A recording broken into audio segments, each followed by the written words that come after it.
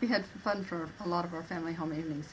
When it was time for family home evening, instead of saying, everybody come and join us, I would sit down at the piano and play, Come, Come Ye Saints, not all no labor fair, and they would hear the music and they would come. And I can't really think of a memorable family home evening. What I could think of was that my family always had family home evening. We always had a family home evening chart, and someone would do the lesson, and someone would do the refreshments, and somebody would do the activity. Someone was in charge of prayers, someone was in charge of, I can't remember, refreshments. And so because there was somebody in charge of everything, and every week we would have family home evening regularly. It was something very structured that we would do. And so I learned the gospel that way, and I learned how a family worked that way.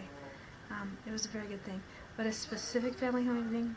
No, I don't really remember. Probably, well, most memorable thing maybe would have been when we got together with Grandma and Grandpa here in Wendell. We would come up to Wendell, and I have some real Christmas memories of being together with our whole family, and not necessarily Christmas memories. Summer times we would come up to and spend some times. I just remember having family home evenings, especially when we lived in California. We always would have it in the front room, and we always had a prayer and a song and a lesson and usually a game. It was very structured. Dad was always in charge. At least it seemed like Dad was always in charge. I think I remember once we roasted marshmallows in our fireplace, and I thought that was pretty cool.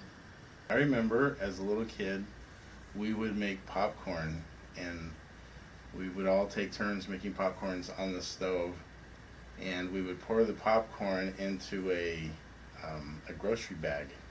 That back then they were paper grocery bags, and we'd put butter in them and shake them, and then we would put on our pajamas, and we would go to the drive-in theater and watch a double feature in our pajamas and eat the popcorn.